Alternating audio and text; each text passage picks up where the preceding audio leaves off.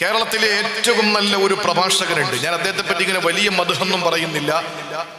ഒരു ADGP ആണ് അദ്ദേഹം Alexander Jacob IPS jail ADGP ആയിരുന്നു അദ്ദേഹം ഒരിക്കൽ കൊല്ലം ജില്ലയിൽ ഒരു പ്രഭാഷണത്തിന്റെ മുഖ്യ പ്രഭാഷകനായി. അതേ പരിപാടിയിൽ നബിദിന സന്ദേശം പ്രസംഗിക്കുന്നത് ഞാനാണ്. അപ്പൊ ഞാൻ അദ്ദേഹത്തിന്റെ പ്രസംഗം വളരെ ഇഷ്ടപ്പെടുന്ന ആളായതുകൊണ്ട് ഞാൻ അവിടെ ഇരുന്നു. അദ്ദേഹം പ്രസംഗിച്ചപ്പോൾ പറഞ്ഞത് പത്തനംതിട്ട ജില്ലയിൽ അദ്ദേഹത്തിന്റെ നാടിനെ പറ്റി പറയാണ്, എന്റെ നാട്ടില് മുസ്ലിങ്ങൾ ഉണ്ടായിരുന്നില്ല, മുസ്ലിങ്ങൾ ഇല്ലാത്തത് വലിയൊരു കുറവാണെന്ന് കണ്ടപ്പോ ഞങ്ങളുടെ നാട്ടിലുള്ള ആളുകൾ പരിസരത്തുള്ള പല ആളുകളുമായി ബന്ധപ്പെട്ട് മുസ്ലിം കുടുംബങ്ങളെ ഞങ്ങൾ ക്ഷണിച്ചു. അവരവിടെ വസ്തു വാങ്ങി വീട് വെച്ച് ഇന്ന് ഞങ്ങളുടെ നാടിന്റെ പരിസരത്തൊക്കെ മുസ്ലിമീങ്ങളാണ്. അതൊരു അഴകാണ്, സൗന്ദര്യമാണ്, സൗരഭ്യമാണ്, സായുജ്യമാണ്, സന്തോഷമാണ്, ആഹ്ലാദമാണ്. മുസ്ലിമീങ്ങളുടെ ബാങ്ക്, മുസ്ലിമീങ്ങളുടെ കുടുംബം. പിന്നെ പള്ളികളിൽ ഒരു സമയ ഏകീകരണം വേണമെന്നുള്ളത് പറയാതിരിക്കാൻ നിവൃത്തിയില്ല. പൊതുപരിപാടികളൊക്കെ വരുമ്പോൾ പ്രസംഗിച്ചുകൊണ്ടിരിക്കുമ്പോൾ ബാങ്ക് കേൾക്കും, പ്രഭാഷകൻ പോയി ഇരിക്കും. ബാങ്ക് തീരുമ്പോൾ എഴുന്നേറ്റ് വന്ന് അടുത്ത പറയാൻ തുടങ്ങുമ്പോൾ ഇപ്പുറത്തെ പള്ളിയിൽ അത് മറ്റേ പള്ളിയാ, അവിടെ നിന്ന് എടുത്ത ബാങ്ക്. വീണ്ടും ഇയാൾ പോയി അവിടെ ഇരിക്കും. അത് കഴിഞ്ഞ് ഇങ്ങോട്ട് വന്ന് വീണ്ടും എഴുന്നേറ്റ് പ്രസംഗിക്കാൻ വേണ്ടി നിൽക്കുമ്പോൾ അപ്പുറത്തെ പള്ളിയിൽ നിന്ന്, അത് ഇച്ചിരി കൂടെ കടുപ്പമുള്ള പള്ളിയാണ്, അവിടെ നിന്ന് വേറൊരു ബാങ്ക്. ഈ കമ്മിറ്റിക്കാരുടെ ജോലി എന്താ? എല്ലാവരും വിളിച്ചു കൂട്ടിയിട്ട് പള്ളിയുടെ ക്ലോക്കിന്റെ ടൈം, എല്ലാ പള്ളികളുടെ ക്ലോക്കിന്റെ ടൈം ഏകീകരിക്കണം. അപ്പൊ ഒരു നാട്ടിൽ ഒരു സമയത്ത് ബാങ്ക്. ആരും പറയൂല നമ്മളെപ്പറ്റി മോശം, ഇത് പറയിപ്പിച്ചുകൊണ്ടിരിക്കുക നമ്മള്. എന്റെ പ്രിയമുള്ള സഹോദരങ്ങളെ, ചിന്തിച്ചു നോക്ക്. മുസ്ലിമീങ്ങളുള്ളത് ഏറ്റവും നല്ല മനോഹരമാണ് എന്ന് അലക്സാണ്ടർ ജേക്കബ് IPS എന്ന ജയിൽ ADGP ആയ തടവ് പുള്ളികളെ കൊണ്ട് ചപ്പാത്തിയും ചിക്കക്കറിയും ഉണ്ടാക്കിയിട്ട് എന്റെ മുഹമ്മദിന്റെ ചരിത്രത്തിൽ നിന്നാണ് ഞാൻ പഠിച്ചത് എന്ന് പറഞ്ഞ് എന്തുകൊണ്ടാണ് ഡെഡ് ബോഡിയുടെ മുമ്പിൽ വെച്ച് ഓരോ പോലീസ് ഉദ്യോഗസ്ഥനും തന്റെ തൊപ്പി അഴിച്ചിട്ട് സല്യൂട്ട് ചെയ്യുന്നത്, ആദരവോടെ എഴുന്നേറ്റ് നിൽക്കുന്നതെന്ന് ചോദിച്ചപ്പോൾ ജൂതന്റെ ശവശരീരം കൊണ്ടുപോകുന്നത് കണ്ടിട്ട് എഴുന്നേറ്റ് നിന്ന മുഹമ്മദിന്റെ ആ മനഃശാസ്ത്രത്തിൽ നിന്നാണ് അങ്ങനെ ഒരു സംവിധാനം ഉടലെടുത്തത് എന്ന് കേരളീയ സമൂഹത്തിൽ ധൈര്യമായിട്ട് വിളിച്ചു പറഞ്ഞ അലക്സാണ്ടർ ജേക്കബ് IPS എന്ന ആ ഉദ്യോഗസ്ഥന്റെ നാട്ടിൽ മുസ്ലിമീങ്ങളുടെ അഭാവം ഉണ്ടായപ്പോൾ പരിസരമാടുകളിൽ നിന്ന് മുസ്ലിമീങ്ങളെ വാടകയ്ക്കെടുത്തിട്ട് നാട്ടിൽ വസ്തു വാങ്ങിപ്പിച്ച് വീട് വെച്ചിട്ട് ഒരു മുസ്ലിം സൊസൈറ്റിയാക്കി നാടിനെ മാറ്റി എന്ന അഭിമാനത്തോടെ പറഞ്ഞിട്ടുണ്ട് എങ്കിൽ അള്ളാഹുവിന്റെ ഖുർആൻ പറയുന്നു, ലോകത്താകാശത്തിന്റെ ചുവട്ടിൽ ഭൂമിയുടെ മുകളിൽ ഏറ്റവും നല്ല അനുസരണയുള്ള ഒരേ ഒരു സമുദായം ഉണ്ടെങ്കിൽ അത് മുസ്ലിം സമുദായം മാത്രമാണ്. അല്ലാത്തവർക്ക് കുരുപൊട്ടും അത് പറഞ്ഞിട്ട് കാര്യമില്ല.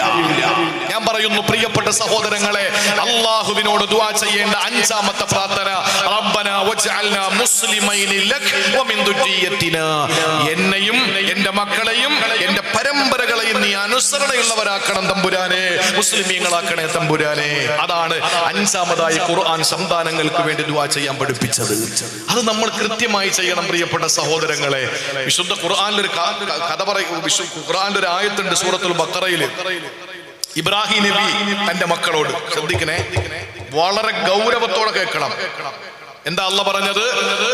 വവസ്വാ ഇബ്രാഹീമു ബനീഹി വയഖൂബു യാ ബനിയ ഇന്നല്ലാഹ അസ്തഫാ ലകുമുദ്ദീൻ ഫലാ തമൂതുന്ന ഇല്ലാ വഅൻതും മുസ്ലിമൂൻ. സൂറത്തുൽ ബഖറ 132-ാമത്തെ ആയത്തിൽ അല്ലാഹ് പറയുകയാണ്, വവസ്വാ ഇബ്രാഹീമു ബനീഹി, ഇബ്രാഹിം നബി തന്റെ മക്കളോട് വസിയത്ത് ചെയ്തു. ആര്? ഇബ്രാഹിം നബി. ആരോട്? തന്റെ മക്കളോട്. ഏത് മക്കൾ? ഇസ്മായിൽ. അറേബ്യൻ പ്രവാചകന്മാരുടെ പരമ്പര അവിടെ നിന്നാണ്. മറ്റൊരു മകൻ ഇസ്ഹാക്ക്, മകൻ യാക്കൂബ് വഴിയാണ് ഇസ്രായേലി പ്രവാചകന്മാര് മൂസാ ഈസാ അലൈഹിമുസ്സലാത്തു വസ്സലാമിന്റെ പരമ്പര. അപ്പൊ ഇബ്രാഹിം നബി തന്റെ മക്കളോട്, ഇസ്മായിൽ, ഇസ്ഹാക്ക് അടക്കമുള്ള എല്ലാ പ്രവാചകന്മാരുടെയും പരമ്പര ചെന്ന് കേന്ദ്രീകരിക്കുന്ന ഇബ്രാഹിം നബി തന്റെ പ്രവാചകനായ ഇബ്രാഹിം നബി പ്രവാചകന്മാരായ മക്കളോട് വസിയത്ത് ചെയ്തു. എന്താ വസിയത്ത്? യാക്കൂബ് നബിയും വസിയത്ത് ചെയ്തു. എന്തായ ബനിയ, എന്റെ സന്താനങ്ങളെ, എന്റെ പൊന്നുമക്കളെ. യാക്കൂബ് നബിയുടെ മക്കളാരാ? നബിയുല്ലാഹി യൂസുഫ്, മഹാനായ ബിന്യാമീൻ, തന്റെ പ്രിയപ്പെട്ട സന്താനങ്ങൾ. അവരോട് വസിയത്ത് ചെയ്തു. എന്താണ്? ഇന്നല്ലാഹ അസ്തഫാ ലകുമുദ്ദീൻ, നിങ്ങൾക്ക് അല്ലാഹു ദീൻ തെരഞ്ഞെടുത്ത് തന്നിരിക്കുന്നു. തന്നിരിക്കുകയാണ് ഇസ്ലാം. അതുകൊണ്ട് ഫലാ തമൂതുന്ന ഇല്ലാ വഅൻതും മുസ്ലിമൂൻ, മുസ്ലിമായിട്ടല്ലാതെ മരിക്കരുത്, മുസ്ലിമായിട്ടല്ലാതെ മരിക്കരുത്. ഇബ്രാഹിം നബി മക്കളോട്, പ്രവാചകന്മാരായ മക്കളോട്, യാക്കൂബ് എന്ന പ്രവാചകന്മാരായ മക്കളോടും അല്ലാത്ത മക്കളോടും വസിയത്ത് ചെയ്യുന്നു, നിങ്ങൾ മുസ്ലിമായിട്ടല്ലാതെ മരിക്കരുത്. അപ്പൊ പ്രവാചകനല്ലാത്ത എന്റെ മകനോട് ഉപദേശം കൊടുക്കണ്ടേ? ചിന്തിച്ചു നോക്ക്, എന്തുപദേശം? മുസ്ലിമായിട്ടല്ലാതെ മരിക്കരുത്. ഒരു നബിമാരായ മക്കളോട് പറയാണ്, മക്കളെ നിങ്ങൾ മുസ്ലിമായിട്ടല്ലാതെ മരിക്കരുത്. അതിന്റെ ഗൗരവം അതാണ്. നമ്മളെ മക്കളോട് ഇതുവരെയും പറഞ്ഞിട്ടുണ്ടോ? നമ്മുടെ മക്കളോട് ഇതുവരെ പറഞ്ഞിട്ടുണ്ടോ? മക്കൾക്ക് അനുസരണയുണ്ടോ? മക്കൾക്ക് ബോധമുണ്ടോ? ആ ബോധം വരാൻ ഉമ്മ എന്ത് ചെയ്തു? ഉമ്മ ഈ എന്താണ് ചീനിത്തോട്ടത്തില്, കപ്പത്തോട്ടത്തില് പെരിച്ചാഴി പന്നിക്കൂട്ടം കയറിയത് കണക്ക് ഇങ്ങനെ കിണ്ടി നടക്കുക മൊബൈലില്. മക്കൾ തോന്നിയതുപോലെ അങ്ങനെ നടക്കുക. വാപ്പ പിന്നെ കഞ്ചാവും വെള്ളമായിട്ട് അങ്ങനെ നടക്കുക. എന്നിട്ട് നാട് നന്നാവുന്നില്ല എന്ന് പറഞ്ഞാൽ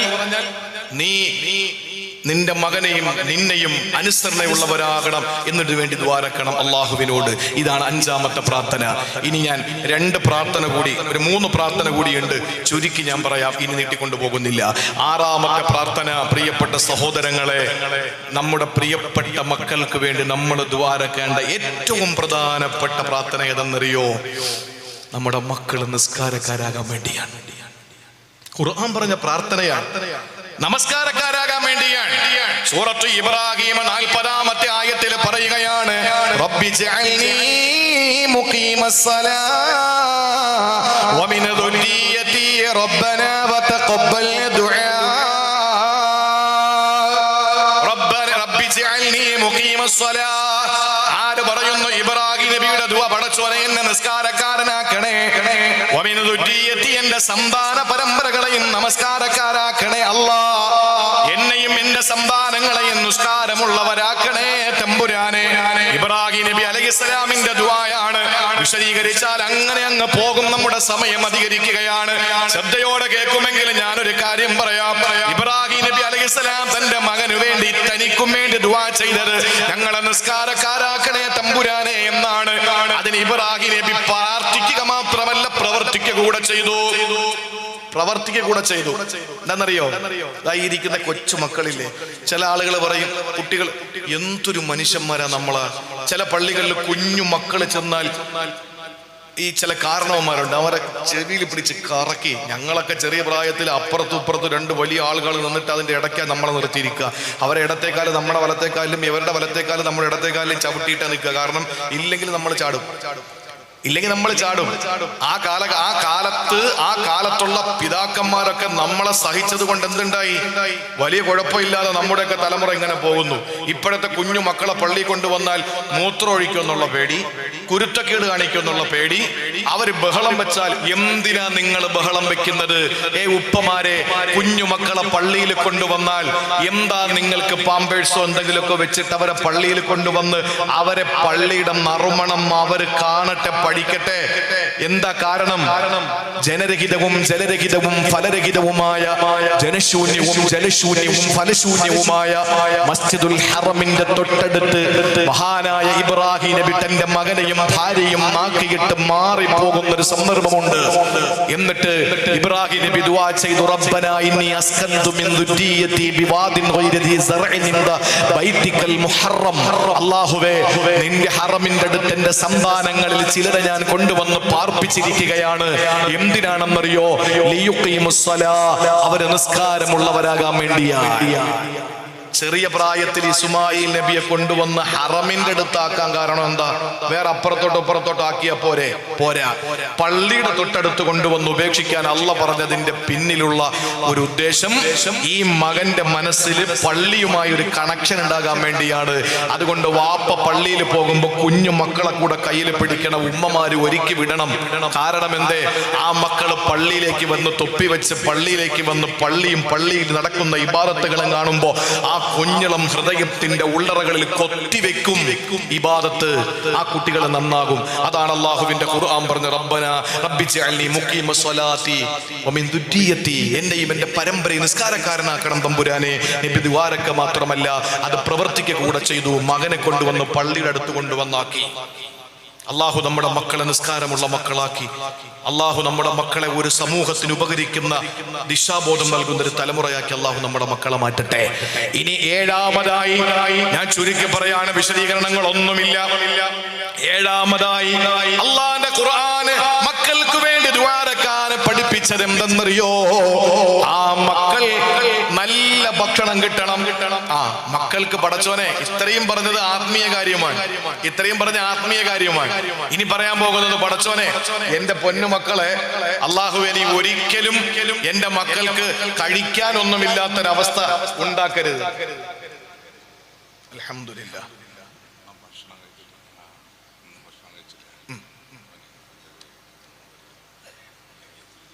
എന്നോട് പറഞ്ഞു ഇത് നിങ്ങളല്ലേ?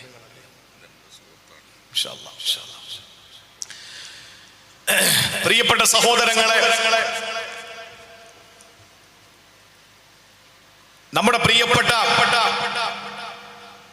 നമ്മുടെ മക്കൾ, ആ പ്രിയപ്പെട്ട മക്കൾക്ക് മതബോധമുണ്ടാകുന്നതിനോടൊപ്പം തന്നെ ആ മക്കൾക്ക് ഭൗതികമായ എന്തെങ്കിലും നമുക്ക് ഉണ്ടാക്കി കൊടുക്കണ്ടേ? ഈ പ്രസംഗം ഇത്രയും കേൾക്കുമ്പോൾ ചിന്തിക്കും, ഇത് ഏത് കാലത്തെ ഖുറാഫിയുടെ പ്രസംഗമാണ്? ഈ മൊയ്ലിയാർ എവിടത്തുകാരനാണ്? ഓ, ചിലർക്കുള്ള സങ്കടമൊക്കെ കേട്ടാൽ. ഞാൻ ഈ ഈജിപ്തിൽ പോയിട്ട് എനിക്ക് വലിയ അത്ഭുതം തോന്നി. ഞാൻ പരിശുദ്ധ മദീനയും പരിശുദ്ധ മക്കയും കഴിഞ്ഞാൽ ഞാൻ ആഹ്ലാദത്തോടുകൂടി വളരെ സന്തോഷത്തോടുകൂടി യാത്ര ചെയ്ത 7 ദിവസത്തെ യാത്രയാണ് ഈജിപ്ത് യാത്ര. കെയ്റോയില് മഹാനായ വക്കീ റഹിമഹുല്ലാ, ഷാഫി ഇമാമിന്റെ ഉസ്താദാണ്, ഇമാം ഷാഫി തങ്ങൾ, അദ്ദേഹത്തിന്റെ പ്രിയപ്പെട്ട ശിഷ്യന്മാരിൽപ്പെട്ട മഹാനായ സക്കരിയ അൻസാർ റളിയല്ലാഹു അൻഹു, അത് കഴിഞ്ഞിട്ട് മഹദി നഫീസത്തുൽ മിസ്രി റളിയല്ലാഹു അൻഹാ, ഹുസൈൻ റളിയല്ലാഹു അൻഹുവിന്റെ തല അടക്കം ചെയ്യപ്പെട്ട കർബല, പിന്നെ ഹുസൈൻ മസ്ജിദ് കെയ്റോയിലെ, അത് കഴിഞ്ഞിട്ട് നഫീസത്തുൽ മിസ്രിയ, റാബിയത്തുൽ അദവിയ, ദുന്നൂനുൽ മിസ്രി, ലൈസ് റഹിമഹുല്ലാ, ഇബ്നു ഹജർ അൽ അസ്ഖലാനി തങ്ങൾ, ഇമാം ബൂസുരി തങ്ങൾ, ഇമാം മുർസി തങ്ങൾ, അതങ്ങ് അലക്സാണ്ട്രിയയിലാണ്.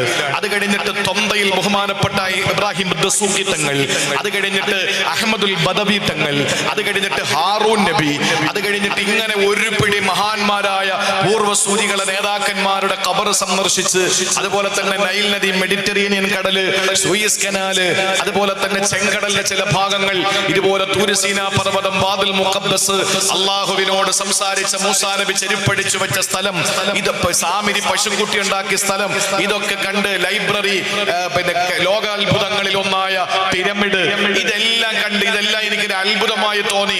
എന്റെ പ്രിയപ്പെട്ട സഹോദരങ്ങൾക്ക് വേണ്ടി പങ്കുവച്ച് ഞാൻ ഇച്ചിരി വൃത്തിയുള്ള തുണി കിട്ടും എന്നുള്ളത് തെറ്റായി പോയി. അതിന്റെ അടിയിൽ വന്ന് കുറേ കൗമിങ്ങള്, ഒരു പണിയില്ലാത്ത ആളുകൾ, എന്നിട്ട് ചോദിക്കുക എത്ര ആളുകൾ പട്ടിണി കിടക്കുന്നുണ്ടെന്നറിയോ നിങ്ങൾക്ക്? അപ്പൊ ഞാൻ ചിന്തിച്ചു എന്ത് പറ്റി? അപ്പോഴാണ് അല്പം നല്ല വൃത്തിയുള്ള വസ്ത്രം ഇട്ടുകൊണ്ട് ഇതൊക്കെ ഇട്ടപ്പോ അവർക്ക് സഹിക്കുന്നില്ല, ഇതൊക്കെ ദഹിക്കുന്നില്ല. ഇതാണ് ഈ സമുദായത്തിന്റെ പ്രശ്നം. ഈ സമൂഹത്തിൽ കുറെ എണ്ണം അങ്ങനെയുണ്ട്, ചില അഴുക്കുകൾ. അത് പറഞ്ഞിട്ട് കാര്യമില്ല. ഞാൻ എന്റെ പ്രിയപ്പെട്ട സഹോദരങ്ങളോട് പറയാണ്, എന്റെ പ്രിയമുള്ള സഹോദരങ്ങളെ, ഭക്ഷണം എന്ന് പറയുന്നത് നമ്മളുടെ പ്രിയപ്പെട്ട സന്താനങ്ങൾക്ക് ഇത് അനിവാര്യമാണ്. നമ്മുടെ മക്കൾക്ക് ഭൗതികമായ കാര്യങ്ങളും കൂടെ ഉണ്ടാകണം. ചില ആളുകൾ ചിന്തിച്ചു പോകും, ഇത്രയും പറഞ്ഞത് ആത്മീയമല്ലേ, ഇത് ഏത് കാലത്ത് മൊയ്ലിയാരാണ്? അപ്പൊ മക്കൾക്ക് വസ്തു വാങ്ങിക്കൊടുക്കണ്ടേ, മക്കൾക്ക് ഭക്ഷണം വേണ്ടേ, മക്കൾക്ക് നല്ലൊരു വണ്ടി വേണ്ടേ? അതൊന്നും ഖുർആനിൽ പ്രാർത്ഥനയില്ലേ? ഉണ്ട് സഹോദരങ്ങളെ. അള്ളാഹുവിന്റെ വിശുദ്ധ ഖുർആൻ സൂറത്ത് ഇബ്രാഹിം 37-ാമത്തെ ആയത്തെടുത്ത് നിങ്ങൾ പരിശോധിക്കേ. നമ്മുടെ മക്കൾക്ക് വേണ്ടി ദുആരക്കാൻ അള്ളാഹു പറഞ്ഞത്,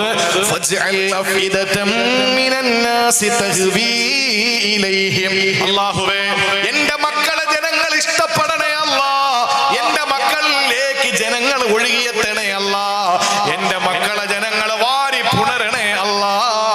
ഫജഅൽ അഫിദതം മിനന്നാസി തഹ്വി ഇലൈഹിം വർസുഖുഹും മിനസ്സമറാത്ത്, എന്റെ സന്താനങ്ങൾക്ക് നീ ഫലമുള്ള ഭക്ഷണം നീ കൊടുക്കണേ, ഭൗതിക സുഖങ്ങൾ കൊടുക്കണേ അല്ലാ. ഇബ്രാഹിം എന്ന വാപ്പ ഇസ്മാഈൽ നബിക്ക് വേണ്ടി മാത്രമല്ല, തന്റെ പരമ്പരകൾക്ക് വേണ്ടി ദുആ ചെയ്യുന്നു. അല്ലാഹുവേ ഫർസുഖുഹും വർസുഖുഹു മിനസ്സമറാത്ത്, അല്ലാഹുവേ നീ അവർക്ക് എല്ലാ വിഭവങ്ങളും കൊടുക്കണേ അല്ലാ. ലഅല്ലഹും യശ്കുറൂൻ, നന്ദിയും കൂടെ ഉണ്ടാകണം. ആ നന്ദി കാണിക്കാൻ വേണ്ടി നന്ദി വേണം മക്കൾക്ക്. പക്ഷെ അല്ലാഹുവേ നീ അവർക്ക് നല്ല ഭക്ഷണം കൊടുക്കണേ തമ്പുരാനേ. ആ ഒരു പ്രിയപ്പെട്ട സഹോദരങ്ങളെ, അല്ലാഹുവിന്റെ പ്രവാചകൻ ഇബ്രാഹിം നബി ദുആരന്നു. ചുരുക്കി പറഞ്ഞാൽ ഭൗതികവും ആത്മീയവുമായ ഏത് വിഷയങ്ങളെ പറ്റിയും തനിക്കും തന്റെ പരമ്പരകൾക്കും വേണ്ടി ദുആരക്കാൻ അല്ലാഹുവിന്റെ ഖുർആൻ പഠിപ്പിച്ചു. അവസാനിപ്പിക്കുമ്പോ ഒന്നുകൂടി പറയട്ടെ, നമ്മുടെ പ്രിയപ്പെട്ട മക്കൾ, ആ പ്രിയപ്പെട്ട മക്കൾക്ക് ഭൗതികമായ സംവിധാനങ്ങൾ വേണം. പക്ഷേ സാമ്പത്തികമെല്ലാം എല്ലാം മക്കൾക്ക് എഴുതി കൊടുത്തിട്ട് ആ സമ്പത്ത് മുഴുവനും മക്കൾക്ക് തിന്നാൻ കൊടുത്തിട്ട് മതത്തിൽ നിന്ന് നമ്മൾ അകന്നു പോകരുത്. മാലിക് ഇമാമിന്റെ പ്രിയപ്പെട്ട ഗുരുനാഥന്മാരിൽ ഒരാളാണ് പ്രിയപ്പെട്ട സഹോദരങ്ങളെ റബീഅത്ത് റളിയല്ലാഹു അൻഹു. അദ്ദേഹത്തിന്റെ പ്രിയപ്പെട്ട പിതാവ് ഫറൂഖ് എന്നയാള് പട്ടാളക്കാരനാണ്. അദ്ദേഹം പട്ടാളക്കാരനാണ്. അതിർത്തിയിൽ എന്തോ ഒരു വിഷയം വന്നപ്പോ ഫറൂഖ് എന്ന പട്ടാളക്കാരൻ റബീഅ എന്ന് പറയുന്ന മാലിക് ഇമാമിന്റെ ഗുരുനാഥന്റെ വാപ്പ ഫറൂഖ് പട്ടാളക്കാരനാണ്. തന്റെ ഭാര്യയുടെ കൈവശം 30,000 അഷ്റഫി ദീനാർ കൊടുത്തിട്ട് പറഞ്ഞു, പെണ്ണെ ഞാൻ പോവാണ്, വരാൻ വൈകി പോകും. അന്ന് ഭാര്യ ഗർഭിണിയാണ്. റബീഅത്ത് എന്ന പ്രിയപ്പെട്ട മകന്റെ കഥ പറയാണ്. ഉമ്മ ഗർഭിണിയാണ്. ഫറൂഖ് എന്ന പട്ടാളക്കാരന്റെ ഭാര്യ ഗർഭിണിയാണ്. 30,000 അഷ്റഫി ദീനാർ കൊടുത്തിട്ട് പറഞ്ഞു, ഞാൻ വരുന്നത് വരെ ചെലവിലിരിക്കട്ടെ, ഞാൻ വരാൻ അല്പം വൈകി പോകും. വർഷങ്ങൾ കഴിഞ്ഞാണ് അദ്ദേഹം തിരിച്ചു വന്നത്. എന്റെ ഓർമ്മ ശരിയാണെങ്കിൽ 27 വർഷങ്ങൾ കഴിഞ്ഞു. 27 വർഷങ്ങൾ കഴിഞ്ഞിട്ടാണ് തിരിച്ചെത്തിയത്. ഫറൂഖ് വന്നു. ഇതിനിടയിൽ ഭാര്യ പ്രസവിച്ചു. IMOയും അതുപോലെ തന്നെ ഗൂഗിളും അതുപോലെ തന്നെ വാട്സപ്പും അതുപോലെ മറ്റുള്ള സംവിധാനങ്ങളും വന്നില്ലല്ലോ. ഭാര്യയുടെ അടുക്കലേക്ക് വന്നിട്ട് ഫറൂഖ് ചോദിച്ചു, നമ്മുടെ മോൻ എവിടെ? നീ പ്രസവിച്ചല്ലോ, ഞാൻ പോയ ശേഷം നമ്മുടെ മോൻ എവിടെ? ഭാര്യ പറഞ്ഞു, നിങ്ങൾ ആദ്യം മസ്ജിദ് നബവിയിൽ ചെന്ന് നന്നായിട്ട് സിയാറത്ത് ചെയ്തു വാ, അള്ളാന്റെ മുത്തിനെ പോയി കണ്ടിട്ട് വാ, ഒരു സലാം പറഞ്ഞിട്ട് വായോ, നിങ്ങൾക്ക് മോനെ കാണിച്ചു തരാം. ഭർത്താവിനോട് ഭാര്യ പറഞ്ഞത് മദീനത്തെ മസ്ജിദ് നബവിയിൽ പോയി സിയാറത്ത് ചെയ്തിട്ട് വരാൻ. നേരെ പള്ളിയിൽ ചെന്നു, 2 റക്അത്ത് നിസ്കരിച്ചു. അള്ളാന്റെ ഹബീബിന്റെ ചാരത്ത് വന്ന് നബിതങ്ങളോട് ഹൃദയം കൊണ്ട് സലാം പറഞ്ഞു. നോക്കുമ്പോ ഒരു വലിയ ജനക്കൂട്ടം മസ്ജിദ് നബവിയിലെ വലിയ ജനക്കൂട്ടമാണ്. എന്താണെന്നറിയാൻ ഓടി വന്നിട്ട് ഫറൂഖ് എന്ന പട്ടാളക്കാരൻ ആളുകളുടെ ഇടയിലൂടെ തല അകത്തേക്കിട്ട് നോക്കുമ്പോ സുന്ദരനായ പള്ളിയിലെ ഇമാമ്, മസ്ജിദുൻ നബവിയിലെ ഇമാമ്, സുമുഖനും സുന്ദരനും, ആളുകൾ സ്നേഹം കൊണ്ട് വീർപ്പ് മുട്ടിക്കുന്നു, ആളുകൾ കൈപിടിച്ചു മുത്തുന്നു, ആളുകൾ വന്നിട്ട് വാരി പുണരുന്നു, കെട്ടിപ്പിടിക്കുന്നു. ഉസ്താദിന്റെ മുഖം എത്ര തേജസ്സുള്ള മുഖമാണ്. മസ്ജിദുൻ നബവിയുടെ മുദരിസാണ്, ഇമാമാണ്, അവിടത്തെ ഇമാമാണ്. ആളുകൾ സ്നേഹിക്കുന്നത് കണ്ടപ്പോ ഫറൂഖ് എന്ന പട്ടാളക്കാരൻ ചെന്നിട്ട് കൈപിടിച്ചിട്ട് തിരിച്ചു വീട്ടിലേക്ക് വന്നു. എന്നിട്ട് ഭാര്യയോട് ചോദിച്ചു, പെണ്ണെ വിശേഷങ്ങൾ പങ്കുവെക്കാണ്. ആദ്യം വന്ന് സിയാറത്ത്, രണ്ടാമത് വീട്ടിലേക്ക് വന്നിട്ട് ചോദിക്കുന്നു, ഞാൻ തന്ന 30,000 അഷ്റഫി ദീനാർ ചെലവായോ? ഭർത്താവ് അങ്ങനെയാണല്ലോ, കണക്കില്ലെങ്കിൽ കാര്യം കൈവിട്ട് പോകും. ഭാര്യയോട് ചോദിച്ചു, 30,000 ദീനാർ നിനക്ക് ചെലവായോ? ആ സമയത്ത് വീണ്ടും ചോദിക്കുന്നുണ്ട്, നമ്മളെ മോനെവിടെ, നീ ഉള്ളത് പറ. ആ സമയത്ത് ഭാര്യ ചോദിച്ചു, ഫറൂഖേ മസ്ജിദുൻ നബവിയിൽ സിയാറത്ത് ചെയ്തു. എന്നിട്ട് നിങ്ങൾ മസ്ജിദുൻ നബവിയിൽ എന്തെങ്കിലും കാഴ്ച കണ്ടോ? കണ്ടു. എന്താണ്? ഒരു പുതിയ ഇമാമ്, അദ്ദേഹത്തിന്റെ ജനങ്ങളൊക്കെ വാരി പുണരുന്നു, സ്നേഹിക്കുന്നു, എല്ലാവരും കൈപിടിച്ച് ചുംബിക്കുന്നു, നെഞ്ചകത്തേക്ക് അവരെ വാരി പുണരുന്നു. നിങ്ങൾ മിണ്ടിയോ ഇമാമിനോട്? ഇല്ല. തിരക്കല്ലേ, ഞാനൊന്ന് കൈതൊട്ടിട്ട് തിരിച്ചു വന്നു. പെണ്ണെ എന്താ പ്രശ്നം? 30,000 ദീനാർ ചെലവായോ? ആ സമയത്താണ് ഭാര്യ പറയുന്നു പ്രിയപ്പെട്ട ഭർത്താവിനോട്, എന്റെ പ്രിയതമാ, നിങ്ങൾ എനിക്ക് ചെലവിന് തന്ന 30,000 അഷ്റഫി ദീനാറാണ് മസ്ജിദുൻ നബവിയുടെ ആ പള്ളിക്കകത്ത് ജനങ്ങളുടെ ഇടയിൽ വാരി പുണരുന്ന പള്ളിയിലെ ഇമാമ്. നിങ്ങൾ തന്ന 30,000 അഷ്റഫി ദീനാറാണ്. മനസ്സിലായില്ല. ആ സമയത്താണ് ഭാര്യ പറഞ്ഞു, നിങ്ങളുടെ പൊന്നുമോൻ എവിടെയെന്ന് ചോദിച്ചില്ലേ? 30,000 ദീനാർ ചെലവായോ എന്ന് ചോദിച്ചില്ലേ? രണ്ടിന്റെയും ഉത്തരം അത് തന്നെ. ആ പള്ളിയിലെ ഇമാമ് നമ്മുടെ പൊന്നുമോന് റബീഅത്തോ. നിങ്ങൾ തന്ന 30,000 അഷ്റഫി ദീനാർ മിച്ചം പിടിച്ച് പിടിച്ച് മിച്ചം പിടിച്ച് എന്റെ പൊന്നുമോനെ ഞാൻ വളർത്തി ഇന്നവന് മദീനത്തെ ഇമാമാ, മദീനത്തെ മുദർരിസ, മദീനയിലെ ജനങ്ങൾ ആഗ്രഹിക്കുന്ന പള്ളിയിലെ ഉസ്താദാണ്. അറബിയട്ടെന്ന പൊന്നുമോനെ പഠിപ്പിച്ച മഹാനാണ് ഇമാമുനാ മാലിക് റഹിമഹുല്ലാഹ്. പ്രിയപ്പെട്ട സഹോദരങ്ങളെ, എന്തുകൊണ്ട് സമ്പത്ത് മക്കൾക്ക് കഴിക്കാനും പതയ്ക്കാനും പുകയ്ക്കാനും കുടിക്കാനും ഉടുക്കാനും നടക്കാനും ഓടാനും കൊടുത്താ പോരാ. ആ പൈസ കൊണ്ട് നമ്മൾ ചെയ്യേണ്ടത് അവനെ ആത്മീയമായ ഉയരങ്ങളിലേക്ക് എത്തിക്കണം.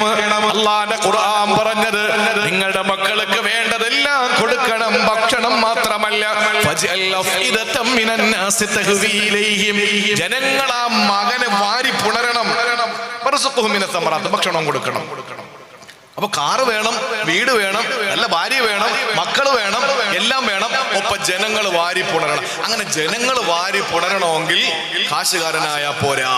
ജനങ്ങൾ വാരി പുണരണമെങ്കിൽ പഞ്ചായത്ത് പ്രസിഡന്റ് ആയാ പോരാ, MLA ആയാ പോരാ, MP ആയാ പോരാ, മന്ത്രി ആയാ പോരാ, ചീഫ് സെക്രട്ടറി ആയാ പോരാ, ചീഫ് ജസ്റ്റിസ് ആയാ പോരാ. ജനങ്ങൾ വാരി പുണരണമെങ്കിൽ അവന് മതബോധം വേണം, അതിന് ഇൽമും കൊടുക്കണം. അപ്പൊ ഭൗതിക ആത്മീയ സമന്വയമായി നമ്മുടെ മക്കളെ വളർത്തിക്കൊണ്ടുവരണം. അവസാനമായി പറയുന്നു, ഒപ്പം നമ്മുടെ പ്രിയപ്പെട്ട പൊന്നുമക്കൾ ഒരു കുഴിയിലും ചെന്ന് വീഴാൻ പാടില്ല. കഞ്ചാവിനും മയക്കുമരുന്നിനും അടിമകളാകാൻ പാടില്ല. അതിന് ഒരു ദുആ കൂടി പറയാം. സൂറത്ത് ഇബ്രാഹിം 35-ാമത്തെ ആയത്തിൽ അല്ലാഹുവിന്റെ പ്രവാചകൻ ഇബ്രാഹിം നബി അലൈഹിസ്സലാം ദുആ ചെയ്തത്, പടച്ചവനെ വജ്നുബിനി വബനിയൻ അബ്ദുൽ അസ്വനാം വജ്നുബിനി വബനിയ അൻ അബ്ദുൽ അസ്വനാം. അല്ലാഹുവേ, എന്നെയും എന്റെ മക്കളെയും വിഗ്രഹാരാധനയെ തൊട്ട് നീ കാക്കണം തമ്പുരാനെ. ഒരു വൃത്തികേടും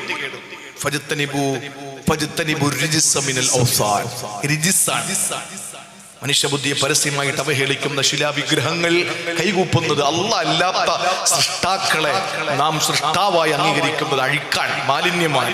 അത് അള്ളാഹുവിനോട് ദുആ ചെയ്തു ഇബ്രാഹിം നബി അലൈഹിസ്സലാം. വാപ്പ എന്നുള്ള ഉമ്മ എന്നുള്ള നിലയിൽ ദുആരക്കണം, പടച്ചോനെ എന്നെ എൻ്റെ മക്കളെയും എൻ്റെ പ്രിയപ്പെട്ട മക്കളെ മുഴുവൻ മാലിന്യങ്ങളിൽ നിന്ന് കാക്കണം തമ്പുരാനെ എന്ന ആത്മാർത്ഥമായ ദുആ. ഇത് ഇത്രയും എൻ്റെ പ്രിയപ്പെട്ട സഹോദരങ്ങൾക്ക് ഖുർആൻ നൽകുന്ന സമ്മാനമാണ്.